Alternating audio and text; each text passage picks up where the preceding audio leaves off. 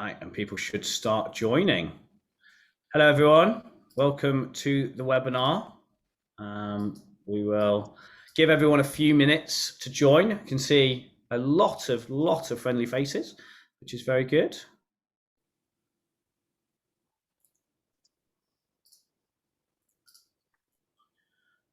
Just give it 2 minutes.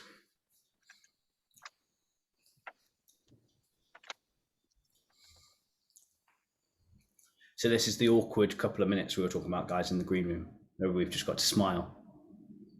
Smile and nod. Yeah. Pretend we haven't just been talking about lots of things. All right, it's great to see lots of people. Here we go.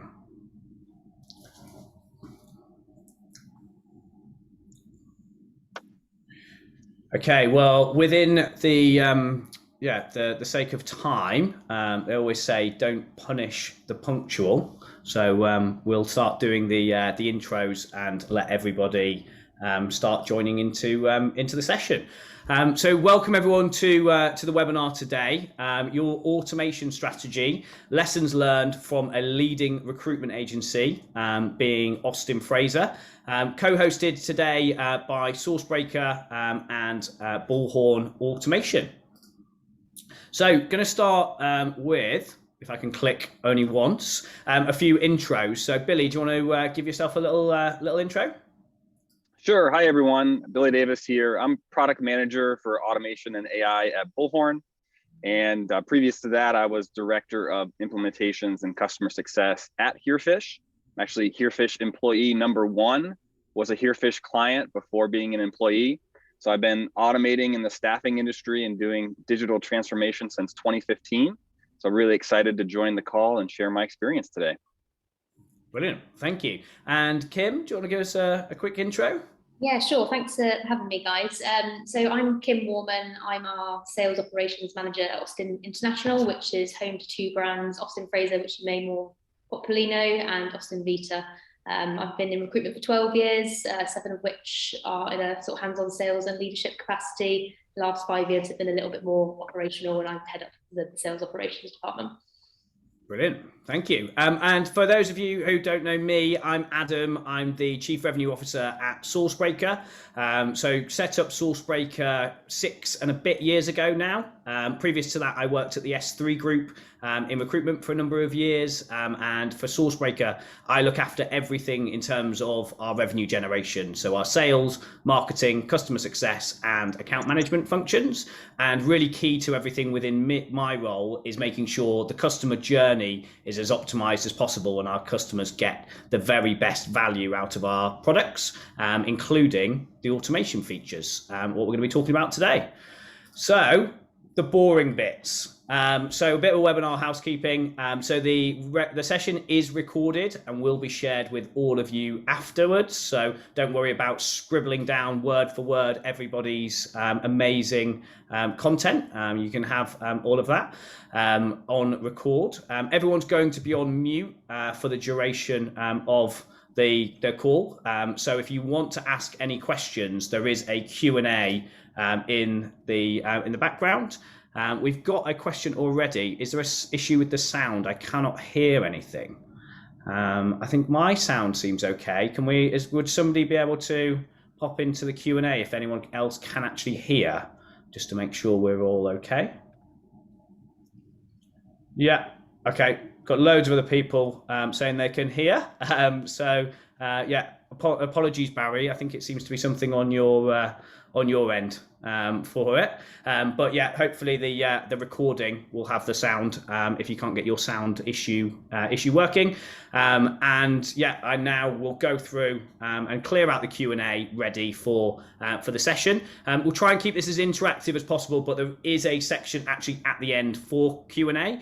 And I think one of the great takeaways from this webinar is going to be the ability for everyone to ask questions. If there's any questions we can't get to, one of the things we're going to do is actually put our heads together, the 3 of us after the session, answer those questions, and we'll send that as a follow-up. So no worries about that at all.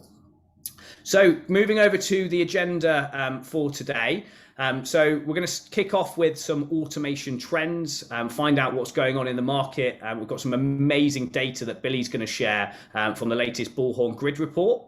So you can actually see from recruitment agencies and staffing firms right now what is going on and who's doing what. We're then going to deep dive a little bit into almost like why automation within recruitment and why you should be considering it if you're not using it already, or actually what are the opportunities for you to really enhance that automation journey. And then the bit that I'm super excited about, we're going to pass over to Kim to really go through Austin Fraser's journey and their key takeaways. I think one of the most things I'm excited about in this webinar is Kim's going to tell a warts and all story. It's not one of those stories that's just, we're amazing and we did it right from the very beginning. There's loads of learns and loads of things that you can actually, make sure that you don't get wrong, because Kim's going to tell you how to do it properly. So we've got that. And then, as I said, there's the opportunity for the Q&A at the end. So ask as many questions as possible, and let's keep this a really exciting session.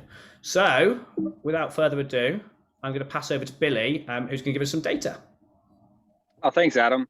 Yeah, so this data is from our latest 2022 grid survey. It's a great resource where you can see not only kind of what's going on in the industry, but then what staffing firms and also kind of the candidate and client market are looking like. Really a great resource so you can get that data-driven insight to know what is currently happening. So this data is all around asking staffing firms what their top 3 priorities were for this upcoming year. So you'll notice the percentages here don't add up to 100. That's okay, because we're looking at the top 3 that everyone submitted. And top of the list is candidate acquisition, which for those of you in the market probably won't be a surprise. So we've been in a candidate short market for quite some time, and that's kind of top of mind for everyone. But just a couple things to point out and highlight here, I think that's very interesting. Winning clients is the number 5 kind of highest priority for 2022. And this is the first time in more than a decade that isn't the number 1 priority for staffing firms. So it really kind of shows how the talent shortage has really shifted things.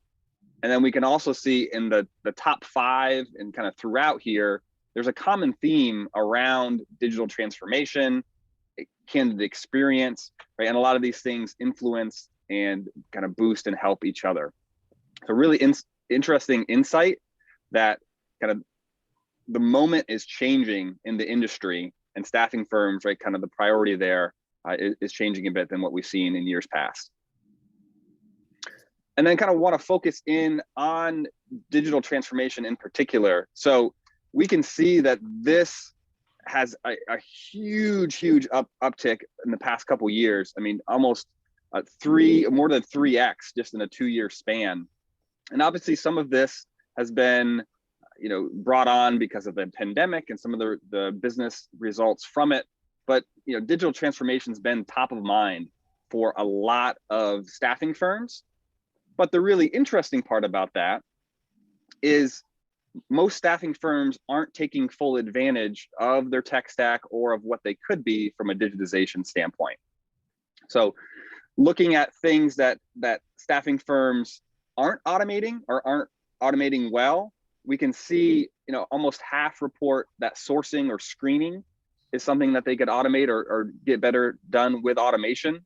And then obviously we can see other kind of candidate experience things, submittals, calendaring, and kind of payroll as well. So this just shows, even though the industry knows it needs to transform digitally, there's still a huge opportunity to improve. And especially for those firms that are doing it well, it's a great separator in the market, in the environment, to kind of increase your efficiency and recruiter productivity. And then looking through the recruitment life cycle, right, there's opportunities to increase efficiency and automate, from the start to the finish. So, this just kind of highlights from the beginning of that life cycle to the end, from a candidate perspective, how many kind of firms are looking at, as a top challenge. And we can see that sourcing is the number 1 challenge that firms are encountering today, which is why obviously we're here for their webinar. SourceBreaker is going to be able to help us quite a bit on that front. But just, if you can get more candidates into your ATS, engage with them more, right? It has a lot of positive downstream impacts throughout your whole recruiting business.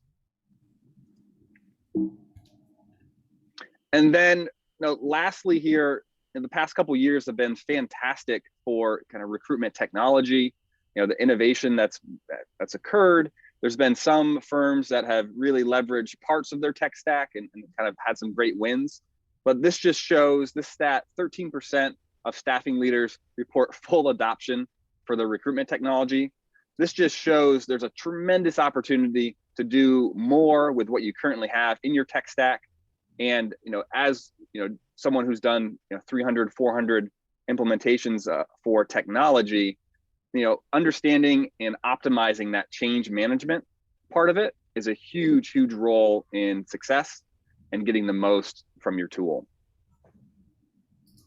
So with that in mind, one of the big initiatives that we've taken here at Bullhorn is we understand that the market conditions are dynamic. They change quite a bit. So we've kind of come and utilized this campaign called Meet the Moment, which what kind of the intention behind it is to allow and provide staffing firms the agility and the ability to meet the candidate and client markets where they are in that particular moment. And then as it shifts and changes, they're still well prepared, to thrive and prosper in changing environments. So obviously currently the moment that most of us are meeting is a talent shortage, where talent is super focused on the experience. They have higher expectations for communication, notifications and timeliness. So, in that moment, obviously, providing a great experience, you want to be the agency that modern talent wants to work with. You want to make that seamless, make it easy, frictionless if possible. You also want to be the employer, right, that your clients look to, that can match and be that great partner. So your clients can utilize your services so they can win and prosper in the tough kind of talent market conditions.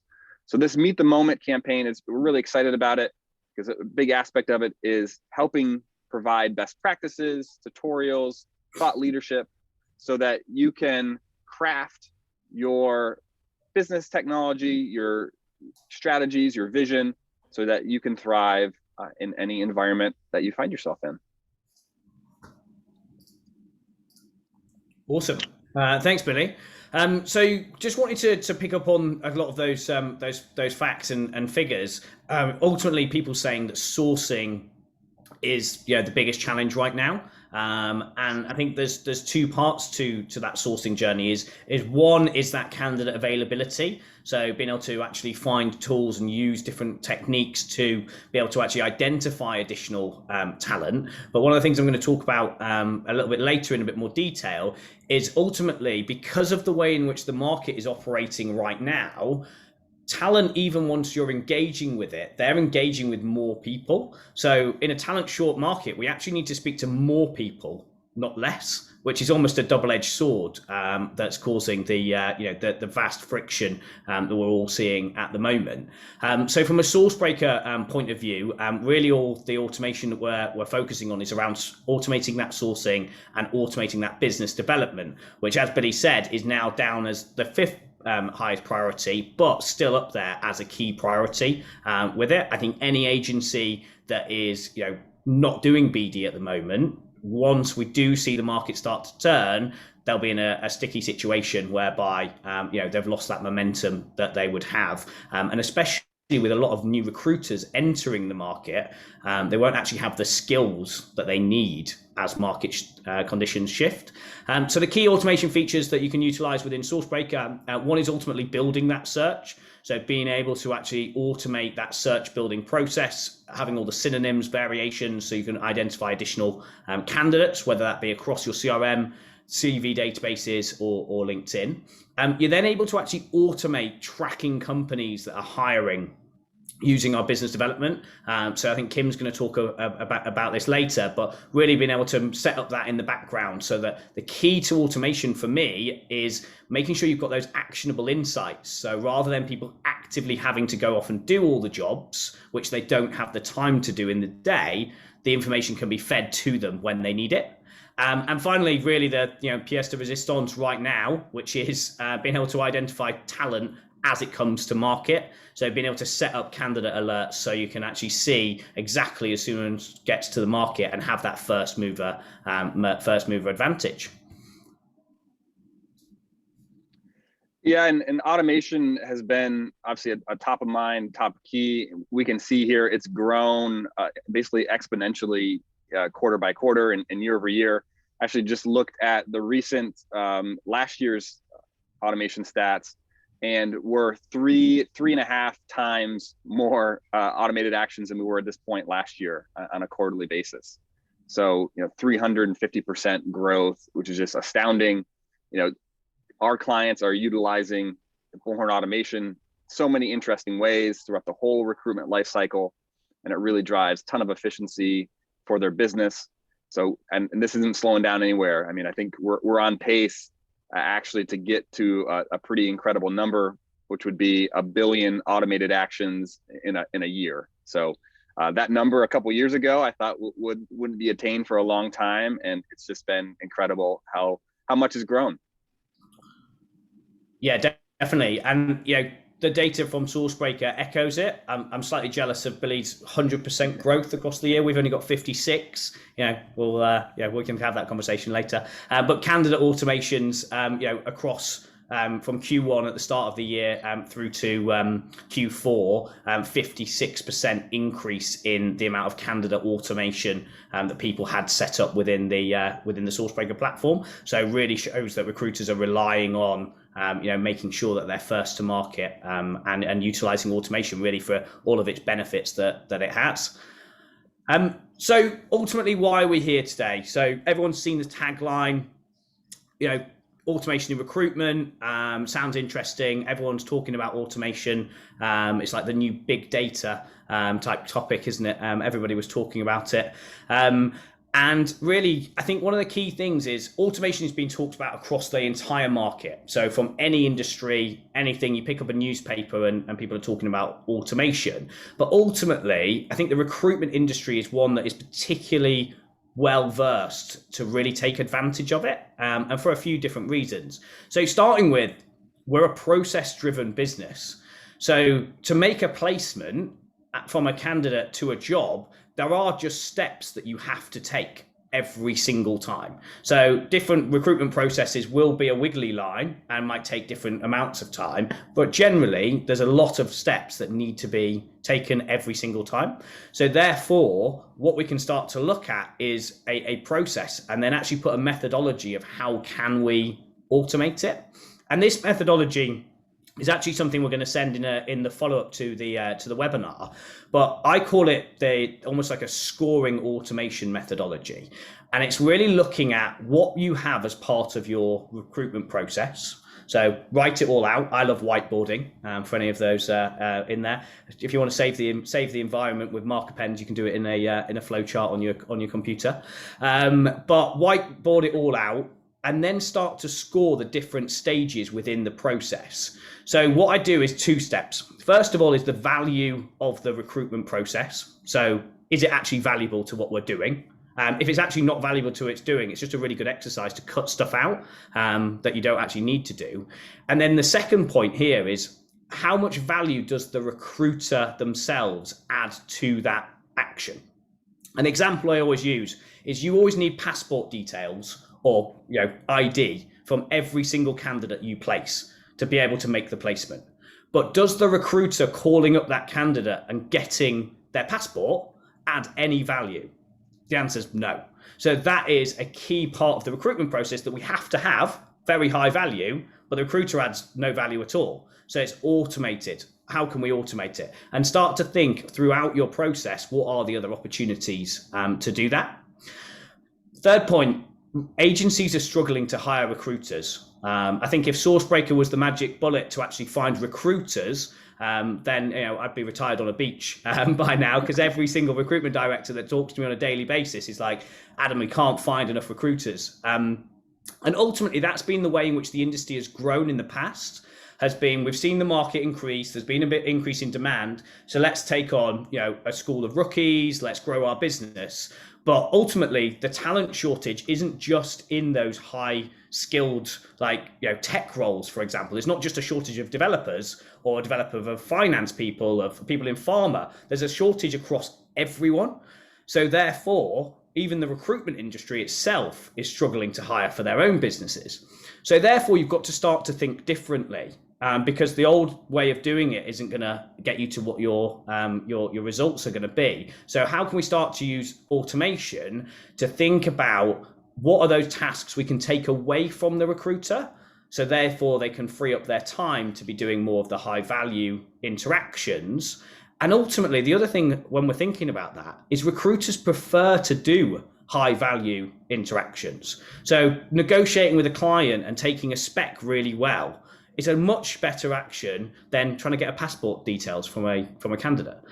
So really, if we actually get this right, not only do we have a more efficient business, we actually have happier recruiters. I don't know anyone out there who wouldn't want happier recruiters within their business. And that client demand is actually just fueling this more and more. So if your clients are demanding more and more roles to be filled, all of those that you don't actually damage your reputation with that client. And I think that's one of the things that people don't think about enough. They think about how many placements we're making, and everyone is having record quarters, record months, making more placements than ever. But have we thought about it the other way, of how much business we're not placing rather than how much we are placing, and therefore what we're leaving on the table? So what if we had better processes, more automation, more resource, what actually could we be doing rather than what are we doing? And then what I mentioned before really is around the candidates. So candidates have more options than ever, and counter offers are at a record high. So therefore, rather than needing 2 or 3 candidates in a process to make a placement, people are actually needing 5 or 6 candidates in a process to make the placement. And the talent shortage is just exacerbating that same thing, because the more and more people are in more processes, therefore it just pushes wages up, counter offers, everything like that. So therefore, can you think, right, how can we access talent that other people aren't accessing? And how can we keep a pipeline of candidates warm at all times? So when we, as the recruitment agency, pick up the phone to them, they already know about us. So they're already halfway along that journey. We're not starting afresh every single time. So candidate pipelining. So Billy, we've talked about how much, excuse me, I'm losing my voice. We've talked about how people are using it at the moment. What do you think the level of opportunity within the recruitment industry is for automation? Yeah, it's essentially almost unlimited, which can be really exciting or daunting, I guess, depending on how you view it in your perspective. I see it as really exciting. Just to highlight, I think, a couple of things that you were talking about kind of in the previous slide, and how automation can really help get you there. So, obviously, if you can source more candidates, that's going to be a great win for your business.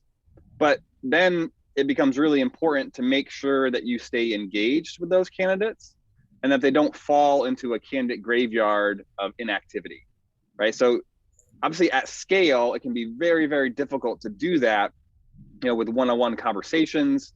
If, typically in the recruiting life cycle, if you can get a high quality candidate, you can get them submitted and placed, within a week or 2 weeks, a good recruiter is really, really great at that.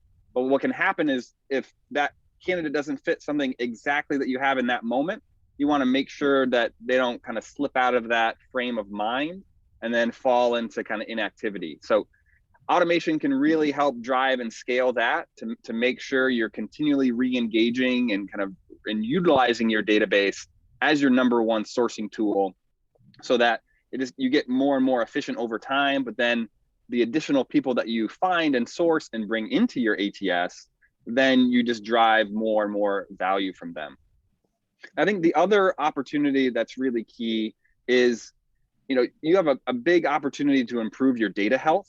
So if you have better data, you're going to be able to to search better. You're going to be able to have better data matches. You can be able to use your database more. Your recruiters will be excited to search in your ATS more.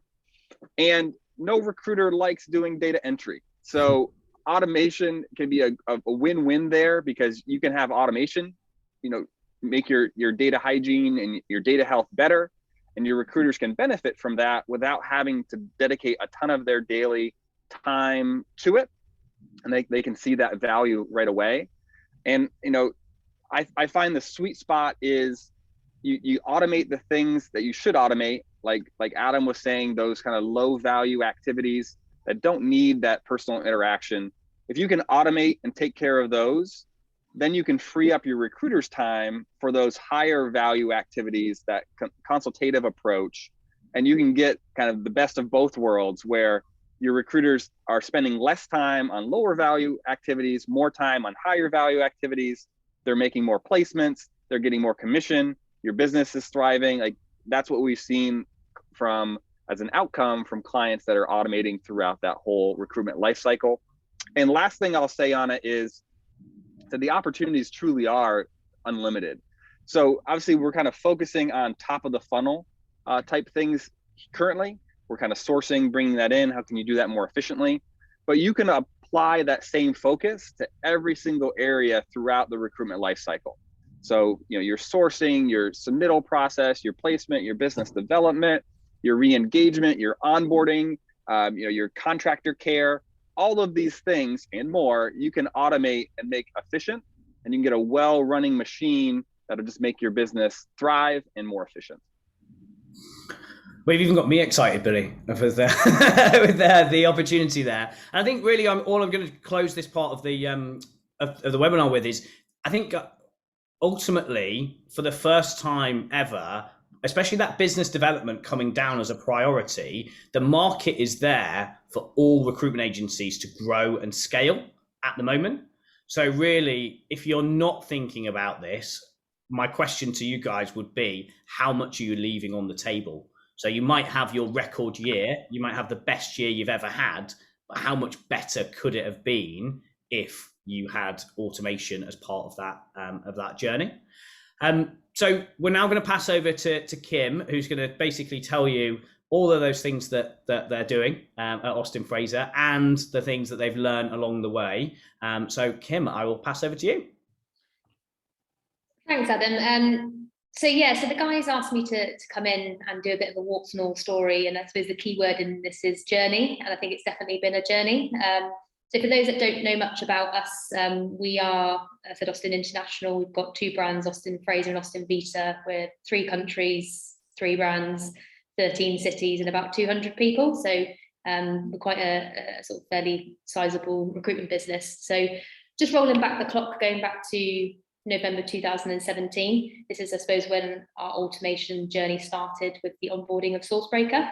Coincidentally, that was actually the time that I moved from a sales role into a central operations role. So SourceBreaker was actually the first piece of tech that I ever implemented. I think, having come from quite a fresh sales environment, what was really, really clear to me at that time was SourceBreaker was a great product to give us more access and reach in the market in what was already a candidate and skill short environment.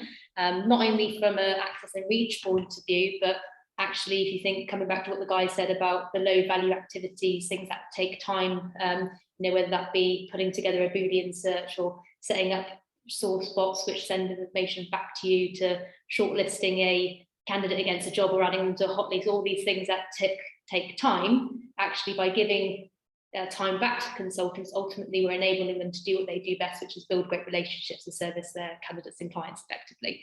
So if we roll on to May 2018, that's quite critically for many recruitment businesses, was when the GDPR legislation came into force.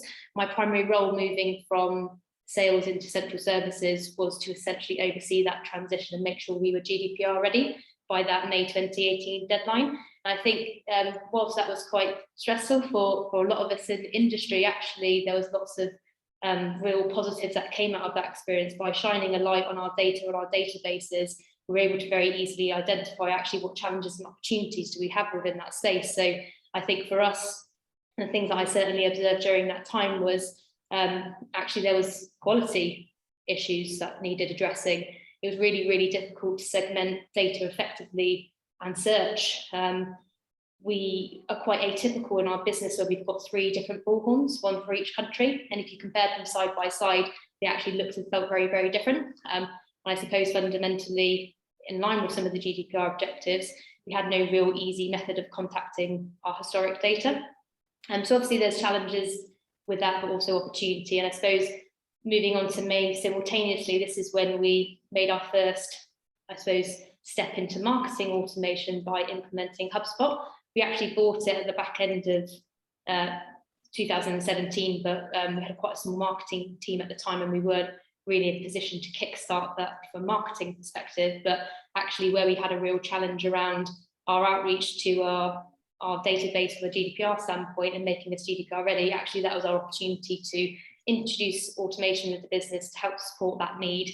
And we certainly saw the power of that and all the possibilities, and it was really, really very exciting. But I think coming back to those challenges where quality was an issue, segmentation was an issue, inconsistency was an issue, what was very clear at that point is we actually weren't in a position to really kickstart and leverage automation because our data structure wasn't ready. So HubSpot was probably a bit of a sitting duck actually for 12 to 18 months because we did what we need to do in terms of supporting the GDPR stuff, but we didn't really get anywhere beyond that. And I suppose that was kind of down to 4 key things, I would say. Obviously, we've kind of talked about a lack of data structure. There was a lack of resource. So again, we had quite a small team.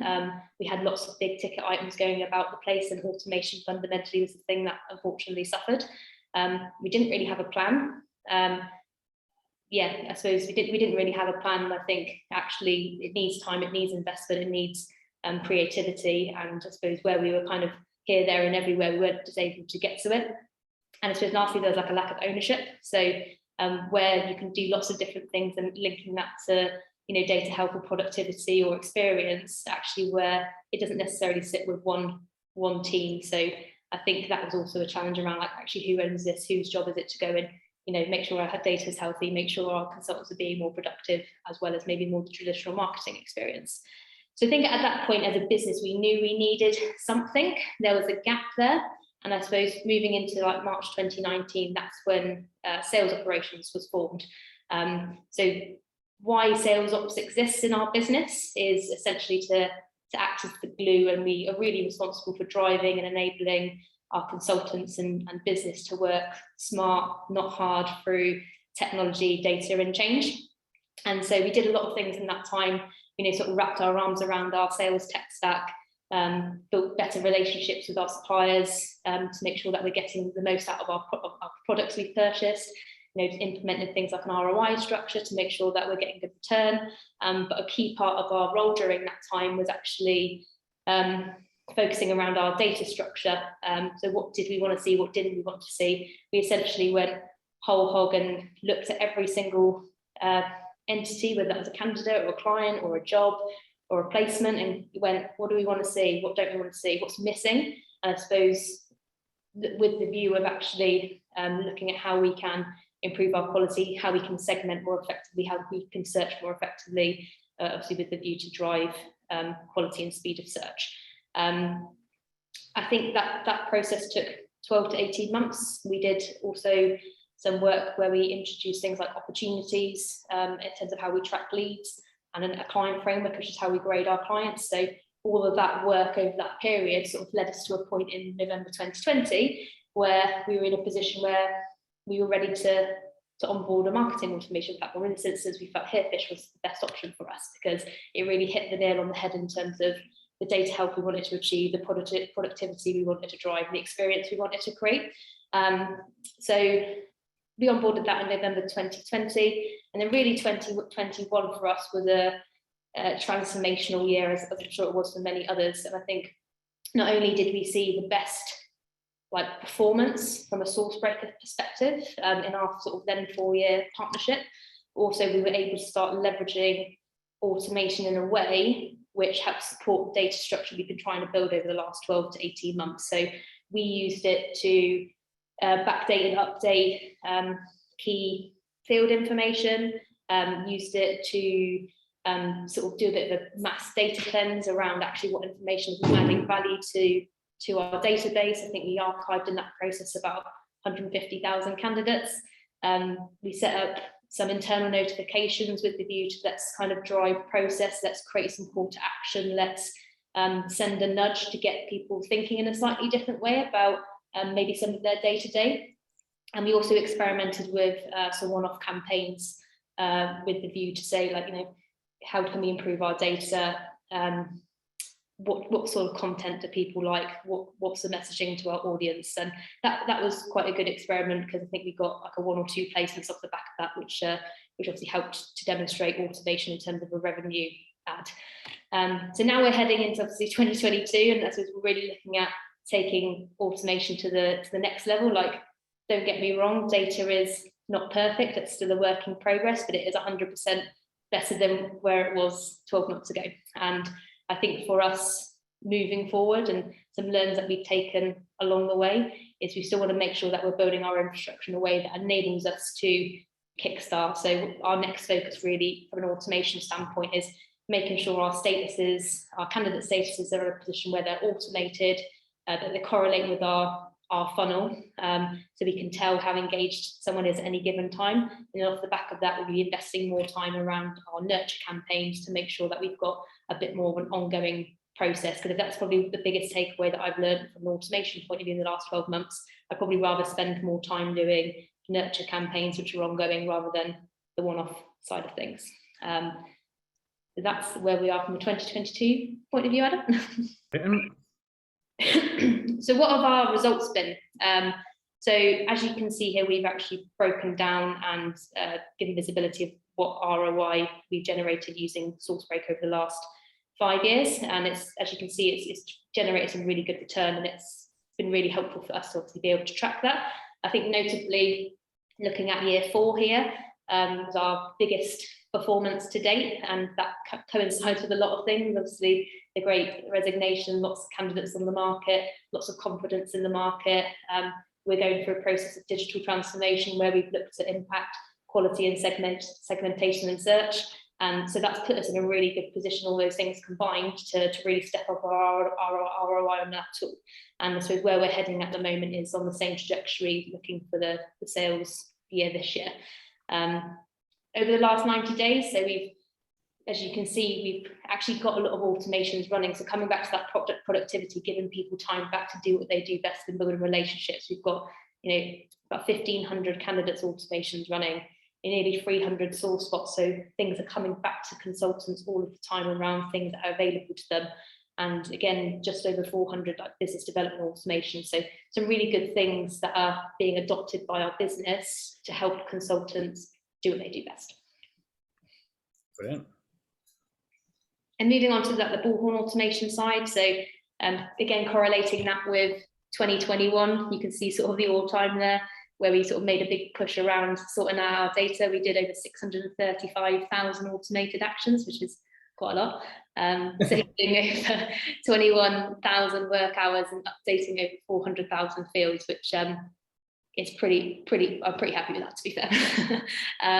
You know, year to date, it's obviously dropped off a little bit more. We're looking at making pushes on that. Still, we've got some really simple automations in place where we're trying to minimize human error. We're making sure things are searchable and segmentable. And as you can say, that's kind of still saving us time and updating things in the background. So what are the key takeaways, I suppose, from my side? So data needs to be healthy. Like, so have a saying in our business is like, you're only as good as your data. And for me, that is so important, regardless of what level you are. And it's a shared responsibility. It's not just on one person to own. So whether you're a consultant, making sure that you're owning your database, owning your community, tracking the things that are important that will enable you to do your job. You know, whether you're a leader and you're driving a data culture into your team, you know, whether you're a marketeer and you're making sure all the information that's available to you to support your marketing strategy, or even operationally, what opportunities have we got, what insights do we have, is what we're doing good. It is a shared responsibility, and that really needs to be healthy. Resource needs to be allocated. So like I said earlier, where we've had fallback and where we've had challenge with automation is because other things have had to take priority. And even kind of now in the last, 6 months or so, we had a sort of big project we had to essentially take time away from automation to focus on. So I've definitely experienced that myself in the last few months, where I'm like, actually, I feel like we're not in a position to dominate. We probably need some people, some more focus to be able to actually dominate in those areas where we know that's going to add value in time. You need an automation strategy, and that's got to be planned. I think it's really, really easy because it's, and by nature of salespeople, it's really exciting. We always go to the shiny thing, right?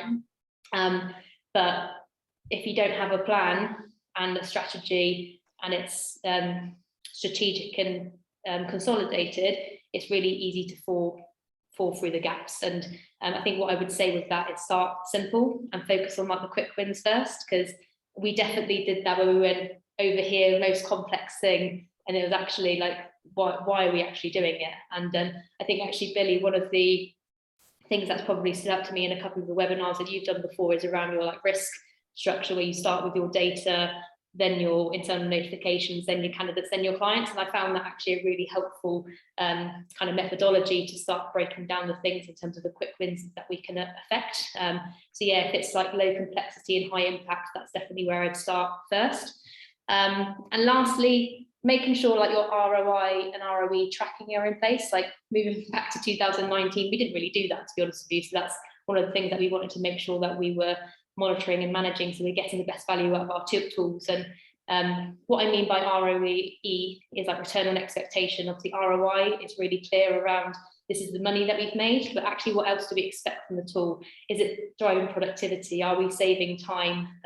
What other value is it adding to give people time back? So I think have that in mind around not just the money you're going to make, but what else is it going to offer you in return as a value add to your consultants. Amazing. Thanks, Kim. So we have only a couple of minutes left actually on here. So we might have to take some questions as a follow-up. But we've got a couple of questions that we can start with, so we'll throw it out. So Luke has asked, when pursuing data quality, what recommendations do you have for establishing the middle ground between good user experience for the operational folks and good data to drive automations? Yeah, I can start. Oh, go ahead, Kim. You go. I'll go after.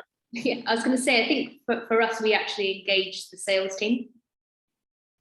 So we kind of we needed them to buy in, I suppose, because obviously operationally we want to use it for a particular reason, but they needed to see the value of what it was going to offer them from a sales tactics perspective. So we actually engaged them around what they wanted to see, what was going to be value, what needed to be mandatory, what didn't need to be mandatory, and actually we got agreement from that point of view. So it helped us set a bit of a standard and precedent around what we wanted, and then we could dual purpose it. And my recommendation would be to actually start with the data health things that require no input from your team at all.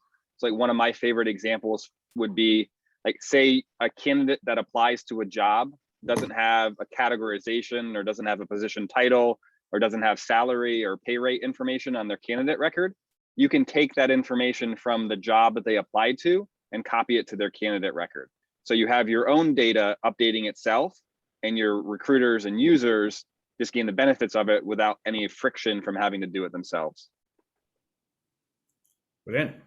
I think we've probably got time for one more question. So we've got, I think, a really good one from Marissa here.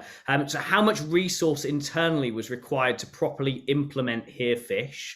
How intense was this process? And lastly, can you link automations with Herefish to the BD leads process with SourceBreaker? So I'll answer the last bit, and then I'll hand over to you guys for the first bit. Yes, Marissa, you can automate Herefish with the leads business development process on SourceBreaker. So you can pick up that and do the automation. So I suppose, Kim, resource used to implement it. So the resource element, there were probably 2 or 3 of us that looked at it. It was an allocated project, so we'd actually dedicated the time for that. So the implementation, I suppose, we learned a lot through that process actually as well, because I think when we went into it, we knew we were in a position where we were ready, but actually where we hadn't necessarily got to what do we want to do with it first. So we actually spent quite a lot of time procrastinating, actually actually, where do we start? And I think it took a bit of time to get to that point. And that's why I kind of said start simple, and what are your really simple objectives, because we definitely went down this road of unnecessary complicatedness. So that's probably what I'd recommend. I think the challenge is not necessarily the implementation. I think your challenge is the after bit of actually how you're going to allocate resource to build your automation. And that's where we sort of let ourselves down a little bit, because we kind of like, here fish, we're going to onboard it, fantastic. And then as we got pulled in different directions for different projects, actually automation was the thing to suffer. So it's the implementation, but it's probably not so much the challenge. It's actually how are you going to embed and roll out automation is what I'd look at. Brilliant.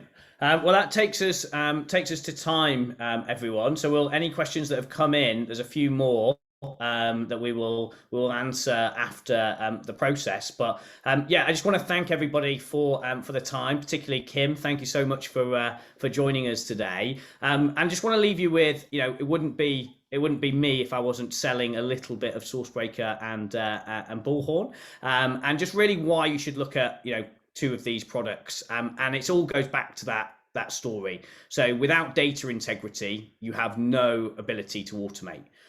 So having a fully integrated system where the two talk to each other back and forth, everything's in one place, means that you have that seamless handover that then enables automation. So I think the last thing to leave you with is automation. There's so much opportunity for it, but you need to make sure you've got your tech in line to be able to do it. And you need to make sure you've got enough resource to make the most of it. So huge opportunity, but are you ready, and how ready are you going to be? So thank you very much, everyone. I'm going to end the webinar here. If anyone has any follow-up questions or anything like that, please reach out to anyone at SourceBreaker or Bullhorn Automation, and we'll be happy to answer your questions. Thank you very much. Thanks, everybody.